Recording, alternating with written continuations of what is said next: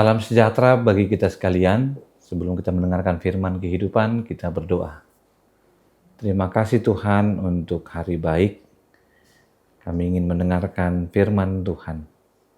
Biarlah firman-Mu meneguhkan hati kami untuk tetap setia kepada Tuhan. Dan biarlah Roh Kudus-Mu menolong kami untuk melakukannya.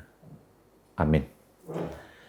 Bapak Ibu yang dikasihi Tuhan Yesus Kristus, firman Tuhan bagi kita tertulis dalam Matius pasal 11 ayat 28-30. Marilah kepadaku semua yang letih lesu dan beban berat, aku akan memberi kelegaan kepadamu. Pikulah gandar yang kupasang dan belajarlah kepadaku, karena aku lemah lembut dan rendah hati, dan jiwamu akan mendapat ketenangan. Sebab gandar yang kupasang itu menyenangkan dan bebanku pun ringan. Demikian firman Tuhan. Bapak Ibu yang dikasihi Tuhan Yesus Kristus, ada sebuah cerita tentang seorang, kita sebut saja namanya Pak Merwald, yang baru datang ke Jakarta. Ia naik pesawat terbang dan terjadilah dialog. Di saat dia sedang duduk, dia memegang tasnya. Dia peluk erat-erat, dan datanglah pramugari yang melihatnya dengan merasa kasihan dan mengatakan, "Pak, taruh saja tasnya di bagasi atau di bawah kursi, biar Bapak tidak capek." Pak Merwald dengan logat Bataknya yang kental, dia katakan, "Gak usah itu, berat kali ini, kasihan pesawat ini kalau harus menanggung beban lagi. Biarlah aku yang pikul sendiri, biar agak ringan pesawat ini berangkat." Kita mungkin sekilas tertawa mendengar kepolosan Pak Merwald. Pesawatnya sudah terbang, membawa seluruh badannya dan awak lainnya, tetapi ia memilih tersiksa memeluk bebannya sendiri karena merasa kasihan pada pesawat itu. Seakan-akan kita juga diingatkan dalam hidup ini, ada beban kehidupan kita di Jakarta ataupun sekitarnya yang sering sekali hampir sama. Kita tahu kita sudah berada dalam anugerah Tuhan, tetapi kita memilih hidup dalam kelelahan yang luar biasa. Kita yang tinggal di Jakarta ataupun sekitarnya dihidupi dengan tidak banyak pilihan. Karena kita harus bangun pagi dan kita diajak untuk berburu dalam pekerjaan, berburu waktu, bahkan dalam pelayanan gereja pun harus dijalankan. Dan nama keluarga harus dipersiapkan dengan begitu baik. Banyak dari kita jemaat HKBP yang hidup di kota besar terbiasa untuk menjadi kuat. Kita dididik untuk bertahan, kita belajar untuk menahan air mata, dan kita belajar juga untuk berkata, "Aku gak apa-apa." Walaupun dalam hati kita banyak yang sudah tidak baik-baik saja. Bapak Ibu yang dikasihi Tuhan Yesus Kristus, firman Tuhan hari ini menyapa kita dengan mengatakan, bagimu dan bagiku, kita diingatkan, marilah kepadaku yang letih lesu dan berbeban berat. Kita diingatkan untuk datang kepada Tuhan di mana Tuhan berbicara kepada kita bukan untuk mengatakan tentang hidup yang bijak tapi tidak mengenal Allah. Kita diajak untuk mengenal Allah, dan pengenalan itu adalah dimulai hal yang kecil dengan datang. Bapak Ibu yang dikasihi Tuhan, ada beberapa hal yang boleh kita renungkan sebagai penguat dalam perjalanan hidup kita yang adalah undangan Kristus.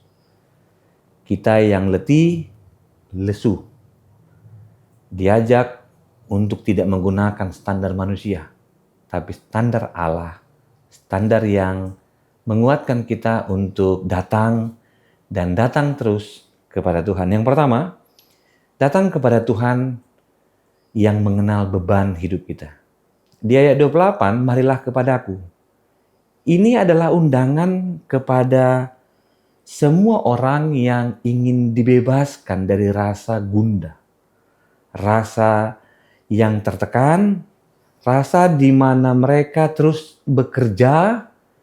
Di saat mereka bekerja, mereka dibebani oleh sesuatu atau orang lain yang berdampak sampai hari ini dan kita lelah. Ada harapan orang lain yang kita jaga. Ada pekerjaan dan tanggung jawab yang kita teruskan. Dan hari ini lagi-lagi firman Tuhan mengatakan kepada kita, ada beban yang kita pilih, tetapi ada juga beban yang diletakkan orang lain. Dan semuanya itu Yesus melihatnya dan mengatakan, ia melihat ayah yang diam-diam takut gagal dalam menafkahi keluarga. Ia melihat ibu yang tubuhnya hadir di rumah, tetapi batinnya habis karena kekhawatiran. Ia melihat orang tua yang memikirkan masa depan anak-anaknya. Ia yang melihat anak-anak yang terlihat baik dalam karir, tapi hatinya membutuhkan penguatan dari Tuhan karena dia takut gagal. Bapak Ibu yang dikasihi Tuhan, kepada kita semua, Tuhan mengundang di bagian pertama ini. Ia ingin kita datang terlebih dahulu dan melibatkan kita untuk menyelesaikan masalah kita. Saya ingat kisah Elia ketika kemenangan di Gunung Karmel setelah menentang 450 Nabi Baal. Ia mengalahkan semuanya itu. Tiba-tiba ada ancaman pembunuhan dari Ratu Isabel. Ia takut, ia lari ke gunung. Ia tidak tahu lagi harus berkata apa-apa. Di saat kisah Elia itu datang, di saat semuanya begitu mengerikan, Tuhan datang tidak bertanya, tapi Tuhan memberinya cukup makan, cukup minuman. Dikala ia berkata, ya Tuhan ambillah nyawaku, karena ketakutan yang begitu luar biasa, Tuhan datang untuk memberinya suara yang lembut, datanglah padaku. Bagian yang kedua, memikul dan belajar bersama Yesus di ayat 29. Pikulah kuk, gitu, yang kupasang dan belajarlah padaku. Setelah berkata, aku akan memberi kelegaan, Yesus tidak berkata, kamu bebas. Tapi dia katakan, pikulah kuk ataupun beban. Pikulah kuk di sini sama dengan bahasa alat yang dipasang pada hewan yang menarik beban. Dalam tradisi Yahudi, sering menggambarkan tentang ketaatan atau jalan hidup seorang yang sedang belajar. Yesus tidak menawarkan hidup tanpa arah. Yesus tidak menawarkan kebebasan tanpa ketaatan. Yesus tidak menawarkan iman yang hanya menenangkan hati, tetapi kuk yang mengubah hidup. Ketaatan melalui kasih, bukan ketakutan. Yesus berkata, belajarlah padaku. Belajar dipakai kata menjadi murid. Murid yang belajar tentu harus dekat dan mengenal sang guru yang mengajarkannya. Apa yang harus kita pelajari dari Tuhan? Yesus berkata, sebab aku lemah lembut dan rendah hati. Dia pakai kata praus yang artinya lemah, lembut bukan lemah. Ini adalah kekuatan yang dikendalikan oleh kasih. Kemampuan seseorang untuk mengontrol dirinya, kelemah lembutan Yesus bukan ketidakmampuan melawan, tapi kesediaan untuk tidak menghancurkan orang yang rapuh, diri yang rapuh. Yang kedua, kita diajak untuk rendah hati, di dalam hati bukan dalam hal sopan santun, tapi melampaui itu kedalaman hati yang tidak memakai kekuasaan untuk menekan. Kita semua orang punya kemampuan untuk itu. Tetapi perbedaan dengan dunia ini kita harus lakukan. Di mana kisah Musa juga, Musa disebut sebagai seorang yang lemah hatinya, lemah lembut hatinya. Lebih dari setiap manusia di bumi. Namun Musa bukan orang tanpa beban. Ia memimpin bangsa yang keras kepala. Sering mengeluh, sering melawan. Kelemah lembutan Musa bukan karena hidupnya mudah, tapi ia belajar bergantung kepada Allah di tengah kepimpinannya. Bapak Ibu yang dikasih Tuhan, mungkin beban yang paling berat hari ini bukan pekerjaan kita, bukan keluarga kita, bukan pelayanan kita. Mungkin yang paling berat adalah kebutuhan untuk selalu dilihat terlalu mampu. Selalu terlihat benar, selalu terlihat rohani, selalu terlihat tidak membutuhkan pertolongan. Firman Tuhan datang kepada kita untuk direnungkan. Beban siapa yang sebenarnya sedang kita pikul?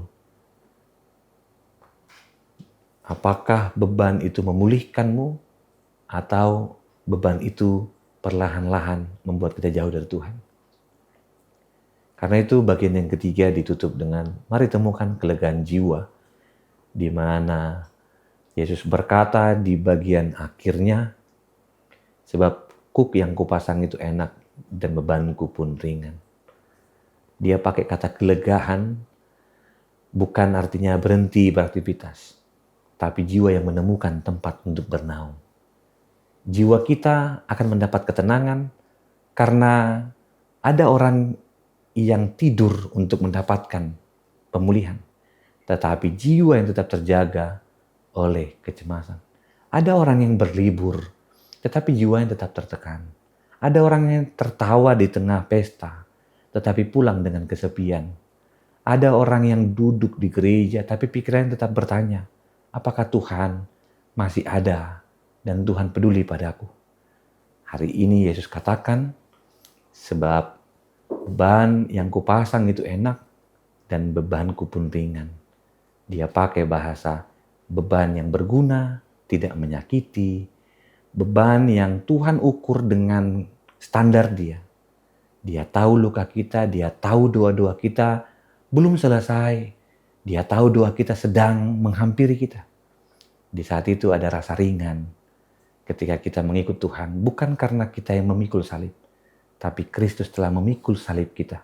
Dan kita diundang untuk datanglah, merendahkan diri, dan biarlah kita dikuatkan. Karena kita punya Allah yang begitu mengasihi kita. Ia janji bahwa dirinya akan memulihkan kita. Namun ia tidak pernah berjanji untuk menunjukkan jalan, karena Yesus adalah sang jalan. Dia tidak pernah berkata bahwa kita akan sendiri. Karena itulah kita diundang untuk melihat bagaimana Paulus juga pernah merasakan hal yang sama. Dikala Paulus merasakan duri dalam daging. Di saat itu dia berseru kepada Tuhan. Apakah Tuhan menjawabnya? Tentu. Apakah Tuhan mengambilnya? Tidak. Dan akhirnya Paulus berkata, cukuplah kasih karuniaku bagimu, sebab justru dalam kelemahan, kuasaku menjadi sempurna. Sebab itu mari Bapak Ibu, kita akhiri renungan ini dengan datang kepada Tuhan. Datanglah dengan ketulusanmu, keinginan untuk berjumpa yang memberikan kelegaan, dan biarlah kelegaan itu membawa kita kepada satu harapan dan iman, sebagaimana Pak Merwald sesampainya dia di Jakarta, ia berdoa. Pak Merwald dengan suara kencang dan emosional dia katakan, oh Tuhan, hancur kali kurasa badanku ini. Stres aku memikirkan uang yang akan habis untuk bulan depan. Pusing kepalaku. Harus memikirkan banyak hal untuk digunakan untuk anak sekolah. Udah ambillah Tuhan nyawaku ini. Sudah tidak sanggup lagi aku memikirkan semuanya.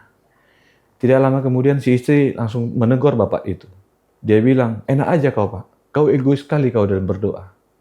Maksudmu akulah yang menanggung semuanya setelah kau mati. Akulah yang harus menanggung semuanya sendirian. Karena engkau akhirnya memilih untuk mati. Mungkin ilustrasi itu agak sedikit menggelitik. Tapi itu menjadi satu realitas di mana orang yang tidak mampu bertahan, pilihannya adalah untuk lari. Tapi firman Tuhan katakan sekali lagi, bukan lari yang kita butuhkan, tapi datanglah kepada Tuhan yang telah memenangkan hidup kita dengan mati di kayu salib dan memberi kita hidup yang merdeka. Amin, kita berdoa. Terima kasih Tuhan untuk firman-Mu. Terima kasih untuk kekuatan yang Tuhan berikan. Biarlah Roh Kudus menolong kami dan setiap orang yang letih lesu dan beban berat. kami diundang karena kami berharga dan kami diundang untuk mendapatkan cinta kasih Tuhan yang melampaui pergumulan kami.